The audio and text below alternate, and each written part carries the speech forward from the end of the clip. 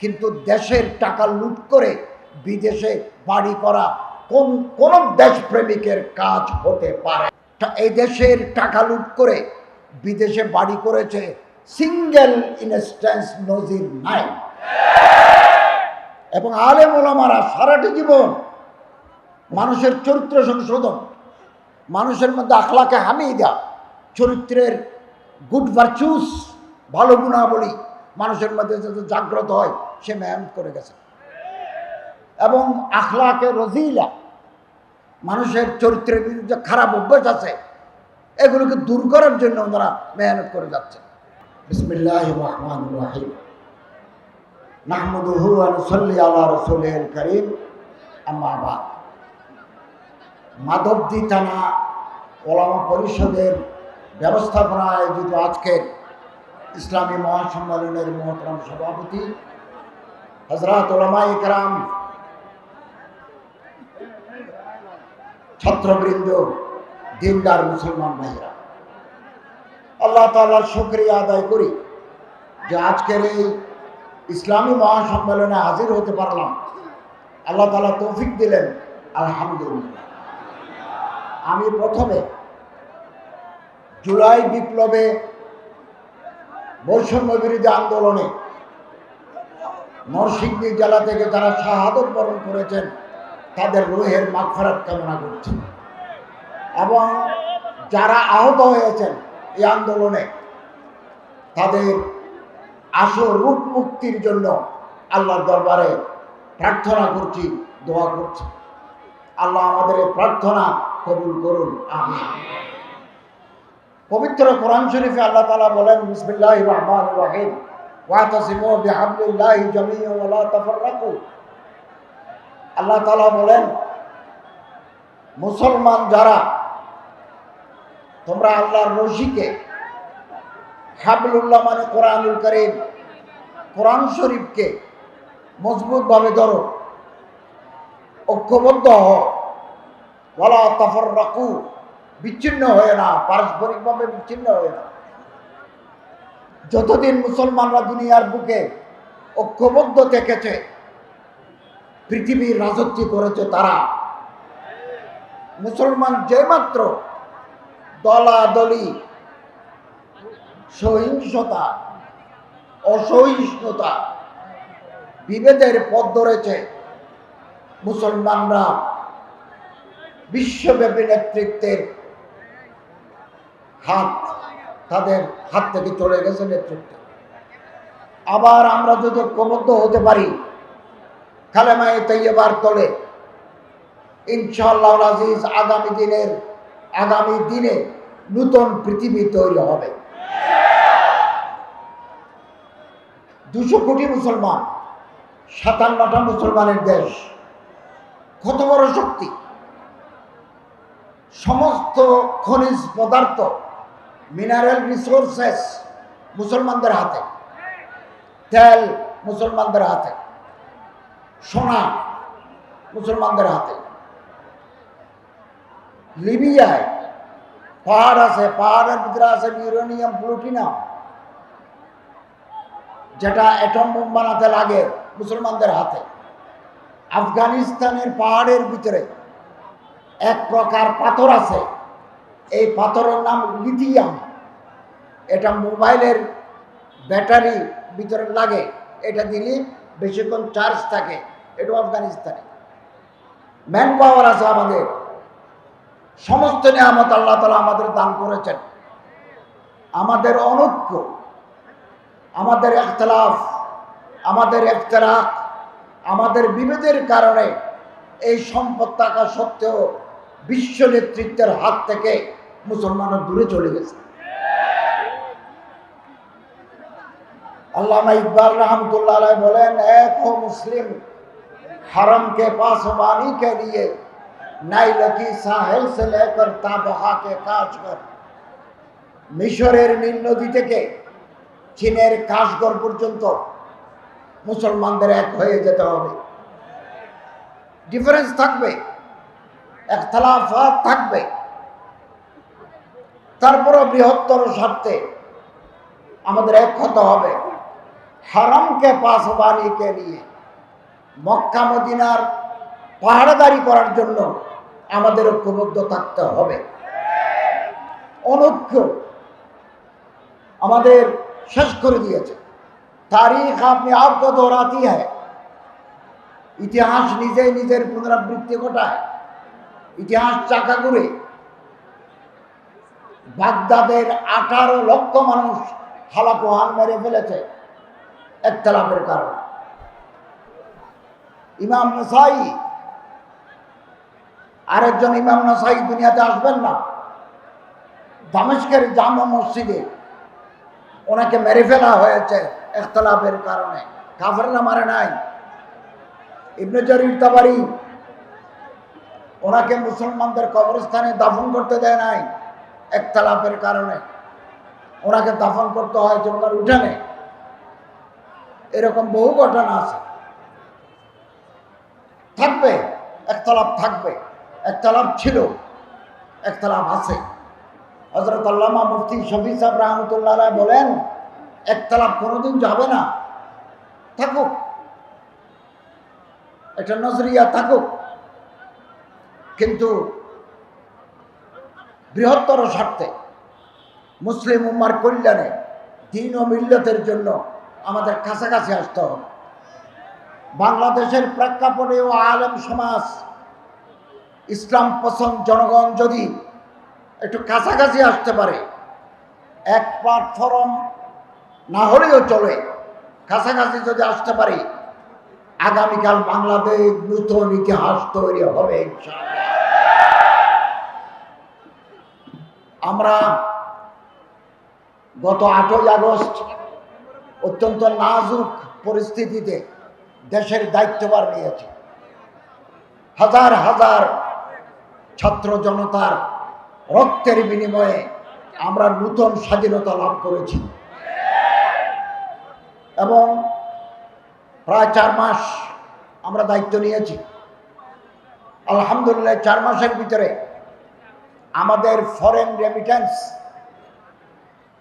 বৈদেশিক যে টাকা আসে, ফরেন রিজার্ভ, ফরেন রেমিটেন্স, এটাও আলহামদুলিল্লাহ আস্তে আস্তে বৃদ্ধি পাচ্ছে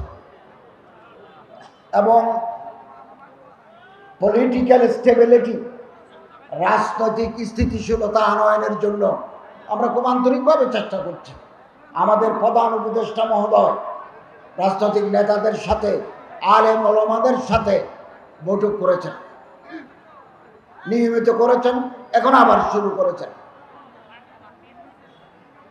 আইন শৃঙ্খলা, ল অ্যান্ড অর্ডার, আমরা আন্তরিকভাবে চেষ্টা করছি আইন শৃঙ্খলাকে নিয়ন্ত্রণ আনার জন্য। আলহামদুলিল্লাহ এটাও আস্তে আস্তে হচ্ছে। 15-16 বছরের জঞ্জাল 4 মাসে সমাধান করা যায় না, এটার জন্য সময় লাগে। এটা গাছ রোপণ করলে একটু ফল ধরতে সময় লাগে, এই সময় আমাদের লাগবে। এবং আলহামদুলিল্লাহ আমরা অনেক সংস্কারে হাত দিয়েছি, খুব দ্রুত সংস্কারের কাজ চলছে। কিছু কিছু রিপোর্ট এসে গেছে, আর কিছু কিছু আসবে, অতি সত্বর আসবে। এবং ইনশাআল্লাহ আজিজ, বহু বছর যাবত এই দেশে মানুষ ভোট দিতে পারে নাই, ভোটের কালচার নষ্ট হয়ে গেছে।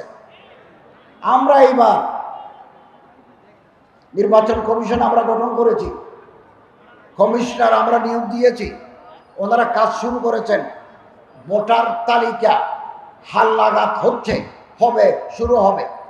যখন এটা সম্পন্ন হয়ে যাবে, নির্বাচনের পরিবেশ ফ্রি, ফেয়ার অ্যান্ড ইম্পার্শিয়াল, সুষ্ঠু, নিরপেক্ষ, সুন্দর নির্বাচনের পরিবেশ যেমাত্র তৈরি হয়ে যাবে, আমাদের প্রধান উপদেষ্টা নির্বাচনের তারিখ ঘোষণা করবেন এবং যারা নির্বাচিত হবেন তারা তাদের হাতে ক্ষমতা হস্তান্তর করে আমরা বিদায় নেব। আমরা নির্বাচনের পথে হাঁটছি, নির্বাচনের ট্র্যাকে ট্রেন উঠে গেছে, কেবল মঞ্জিলে মকসুদে পৌঁছে দেওয়া দরকার। তাড়াহুড়া করে নির্বাচন দিলে সংঘাত, সহিংসতা বৃদ্ধি পাওয়ার আশঙ্কা আছে। আমরা ক্ষমতা স্থায়ীভাবে থাকতে আসি নাই, আগামী দিনে যারা আসবেন তাদের জন্য পথ সুগম করতে এসেছি। এটা আমাদের মেসেজ একেবারে পরিষ্কার।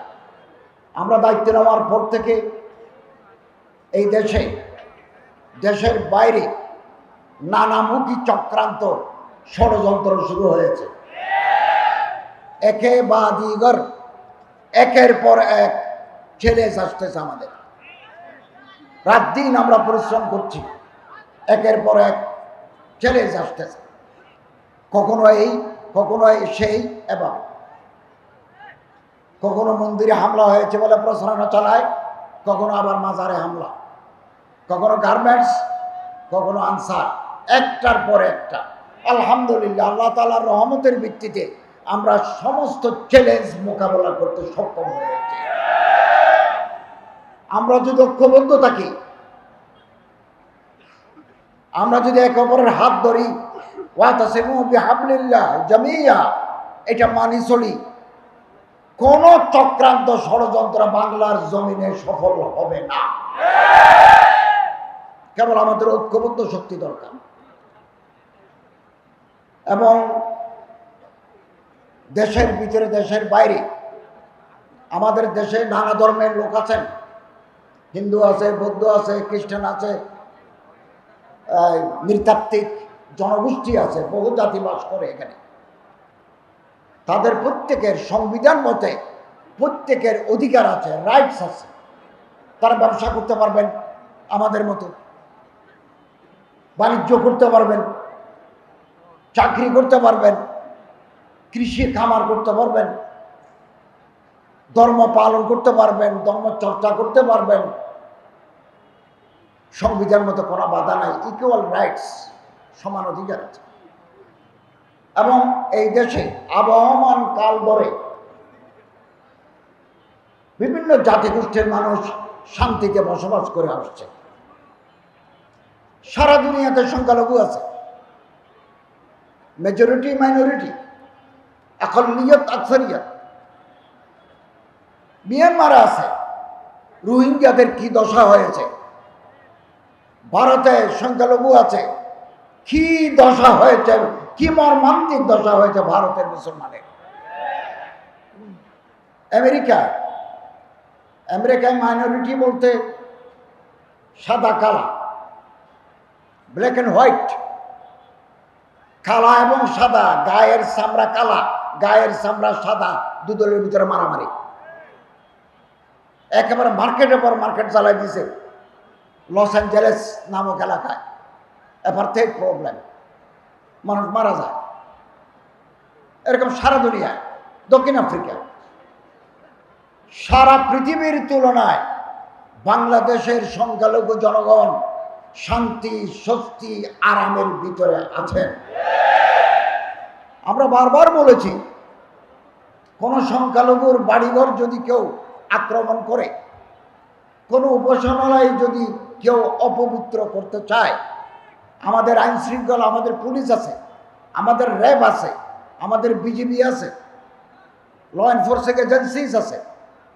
আমরা মুহূর্তের ভিতরে তাকে চিহ্নিত করব এবং ধরে আইনের আওতায় এনে দৃষ্টান্তমূলক শাস্তি দেব। এটা আমাদের কমিটমেন্ট।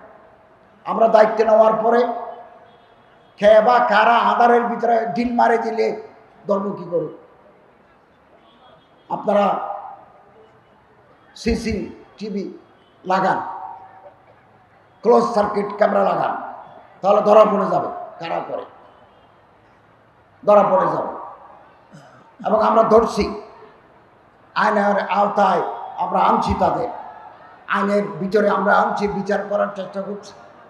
অতএব দেশের বাইরে ভয়েস অফ আমেরিকা একটা জরিপ চালিয়েছে বাংলাদেশে, আগের তুলনায় সংখ্যালঘু জনগণ কেমন আছে।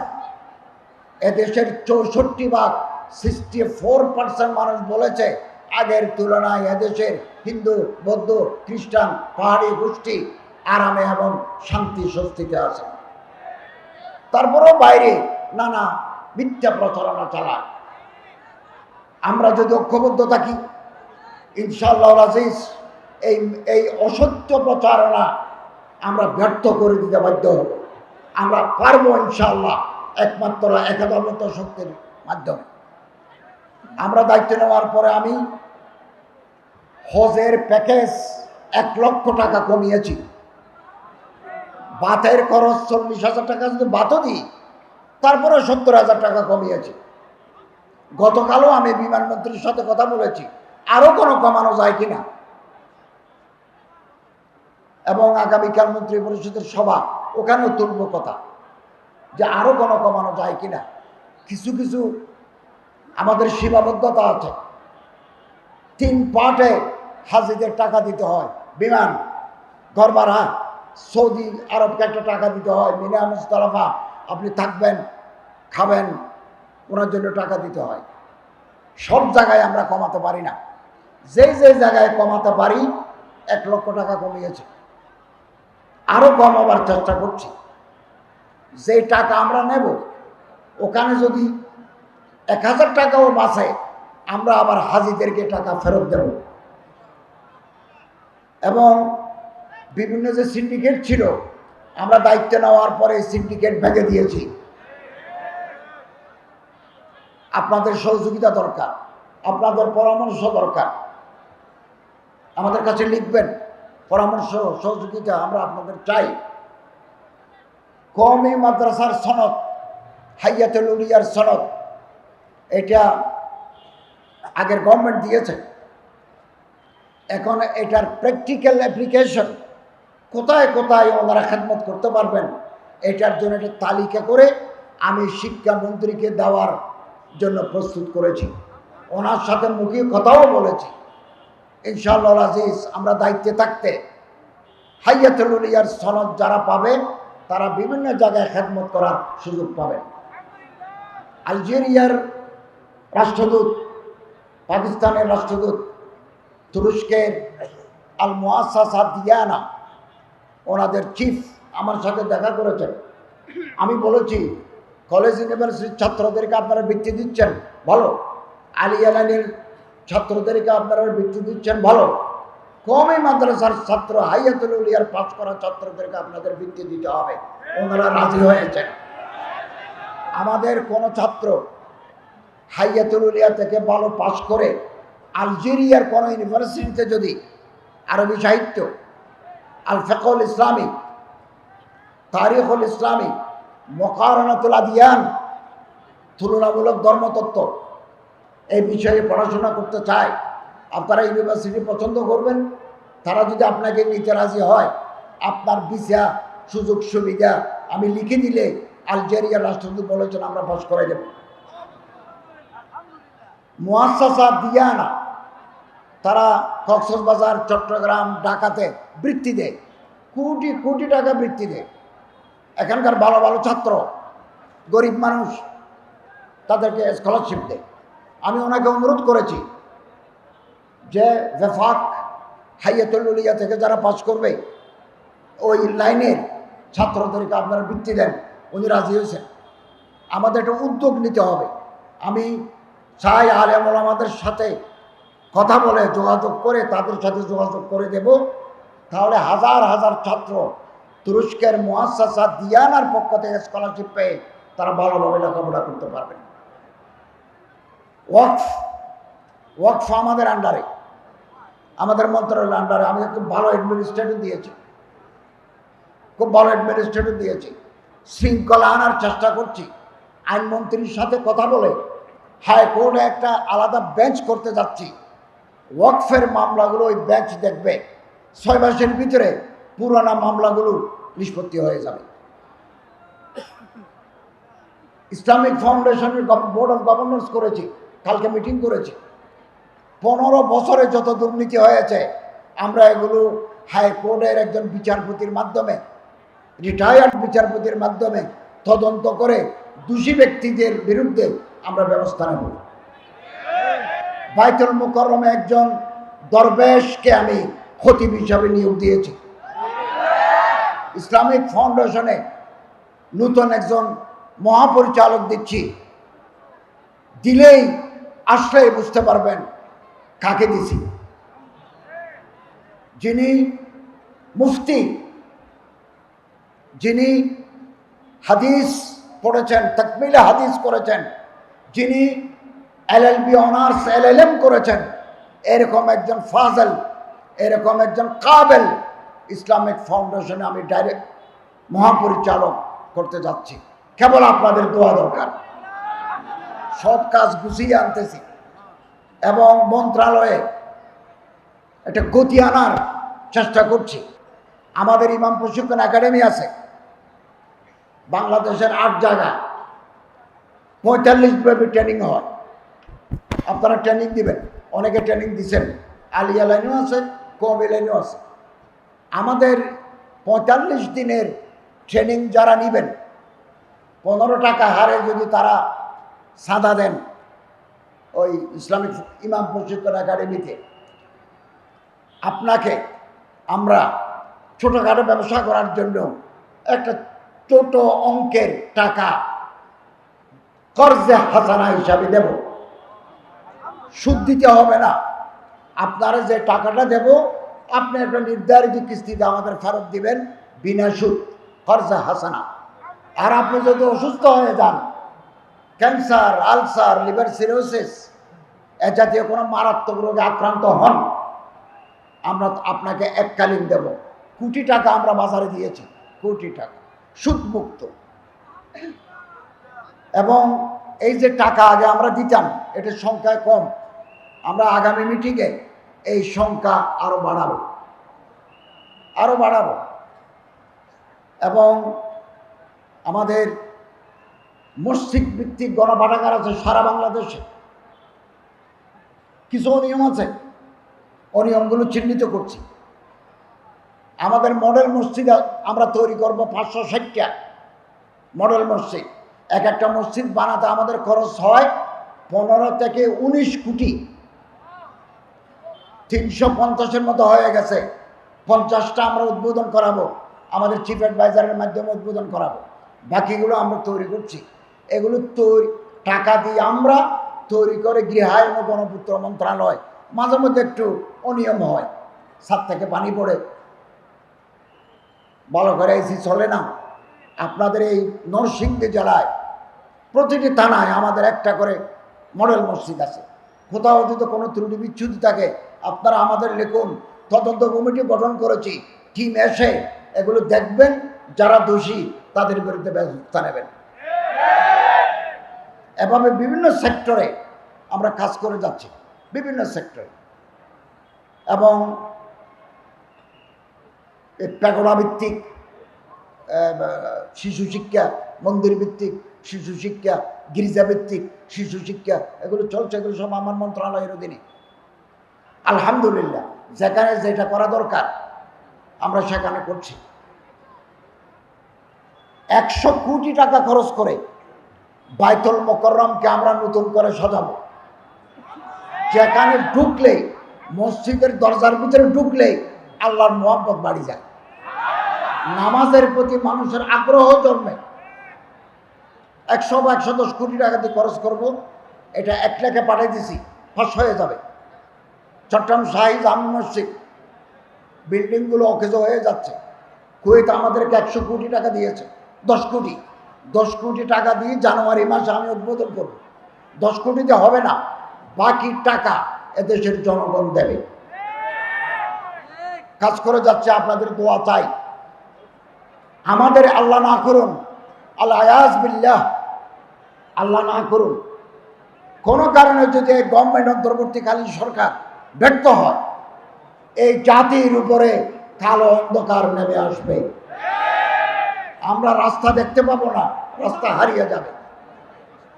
আলেম ওলামা, পীর মশায়েখ, জোয়ামা, নকাফা, ওরাফা, এগুলো জাতির সম্পদ। এক একজন আলেম সমাজের আলোকবর্তিকা। এক একটা মাদ্রাসা নূরের মরকজ, এলমের মরকজ। আলেম নূরুন, নূরের মরকজ। আমাদের যে কোনো মূল্যের বিনিময়ে এই মাদ্রাসা, এই মসজিদ, এই খানাকা, এই হেফজখানা আমাদের টিকিয়ে রাখতে হবে।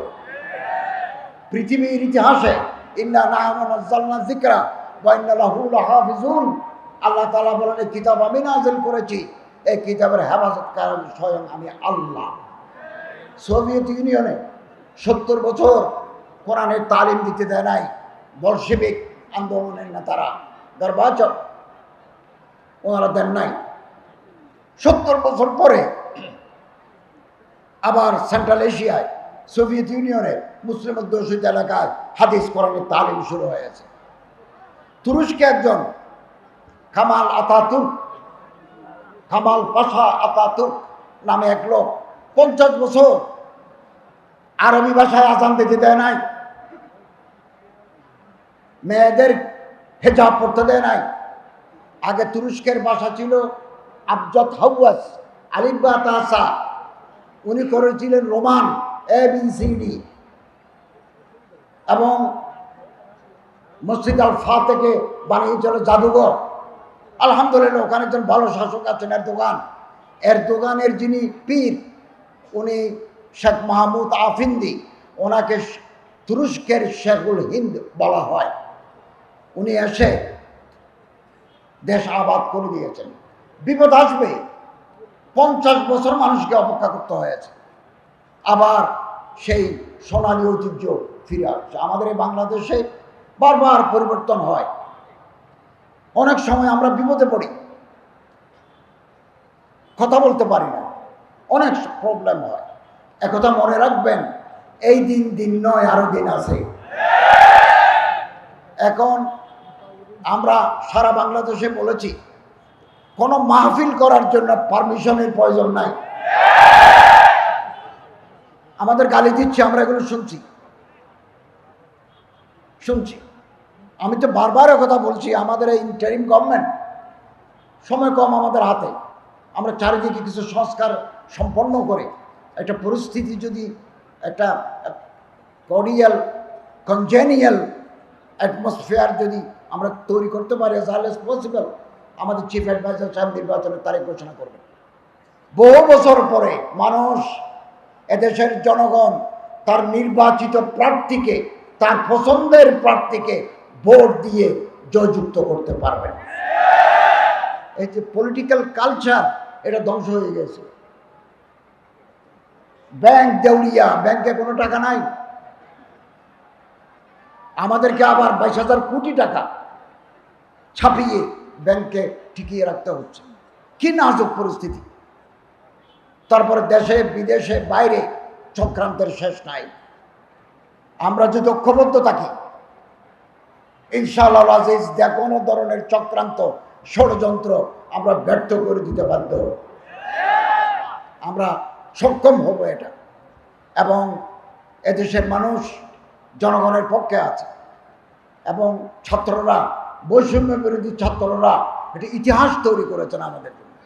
আমরা পাঠ্য বইতে এই বৈষম্য বিরোধী আন্দোলনের চ্যাপ্টার দিয়েছি, যাতে মানুষ জানতে পারে যে এরকম একটা বিপ্লব 2024 সালে হয়েছে। মানুষ আসে, মানুষ যায়, ক্ষমতায় মানুষ আসে, ক্ষমতা থেকে বিদায় হয়। আমরা আছি, কদিন পরে নাই। আগে যারা ছিল তারাও নাই, আগামী দিনে যারা আসবেন তারাও কিছুদিন পরে থাকবেন না। ইসলামিক ফাউন্ডেশনের মাধ্যমে আমরা সিলেট, মৌলভীবাজার, সুনামগঞ্জের মতো 8টা জেলায় জীবন, হাওড় অঞ্চলে, হাওড় মানে যেখানে পানি আছে, হাওড় অঞ্চলে জীবন মান উন্নয়ন ও জীববৈচিত্র্য সংরক্ষণ আমার একটা প্রকল্প আছে। যে অকারণে মাছ মারা, কারণে কাঁকড়া নষ্ট করে দেওয়া, অথবা গাছ কাটা অকারণে, প্রয়োজনে কাটবে, এগুলোকে আমরা উদ্বুদ্ধ করছি, জনগণকে উদ্বুদ্ধ করছি। বহুমুখী কাজ আমাদের রয়েছে, আমরা কাজ করে যাচ্ছি। আপনাদের পরামর্শ চাই, সহযোগিতা চাই, এবং আপনাদের দোয়া চাই, আল্লাহ তাআলার রহমত চাই। ইনশাআল্লাহ আজিজ, আমরা যদি ঐক্যবদ্ধ থাকি, একতলাপ থাক না, আপনি এক মাদ্রাসার ছাত্র, আমি আরেক মাদ্রাসার, আপনি এক পীর সাহেবের মুরিদ, আমি এক পীর সাহেবের মুরিদ, আপনি একটা তরিকা মানেন, আমি আর এক তরিকা মানি, আপনি আমিন বিল জাহের বলেন, আমি আমিন বিল সির করি, থাকুক না একতলাপ। কিন্তু জাতি, মিল্লত, দ্বীনের স্বার্থে আমাদের কমন এনিমির বিরুদ্ধে কালামায়ে তাইয়্যিবার তলে আমরা সবাই এক আল্লাহ তাআলা আমাদের তৌফিক এনায়েত করুন, আমিন। ওয়া আখিরু দাওয়ানা আলহামদুলিল্লাহি রাব্বিল আলামিন।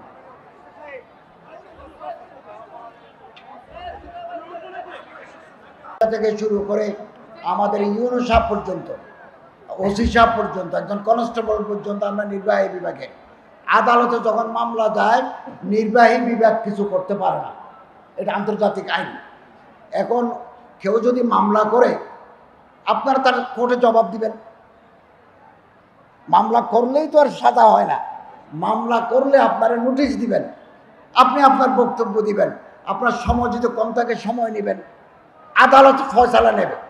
আর আমরা ধর্ম মন্ত্রণালয় এবং স্বরাষ্ট্র মন্ত্রণালয় আমরা দুই গ্রুপের সাথে বারবার বসেছি, গতকালও বসেছি, এর আগের বারও বসেছি। আমরা চাচ্ছি যে একটা সমঝোতার মাধ্যমে যাতে তবলিগে ইজতেমা, কাকরাইল মসজিদের ব্যবহার এটা আগে যেভাবে চলে আসছে, আগে এভাবে চলে আসুক। নতুন কোনো দাবি দিলে এটা নিয়ে আমরা বিব্রতকর অবস্থায় পড়ি। আমরা চাচ্ছি যে দাওয়াত ও তবলিগের নামে যাতে কোনো ধরনের মারামারি, কোনো ধরনের আইনশৃঙ্খলার অবনতি না হয়। আমরা দুই মন্ত্রণালয় ওনার দুই গ্রুপের সাথে বসে বারবার বসেছি, গতকালও বসেছি। আমরা চেষ্টা করে যাচ্ছি শান্তিপূর্ণ পরিবেশে যাতে দাওয়াত তবলিগ তালিমের কাজগুলো চলে। যদি মামলা হয় আপনাকে কোর্টে জবাব দিতে হবে। তো ধন্যবাদ আপনাদের সবাইকে, শুকরিয়া। আসসালামু আলাইকুম।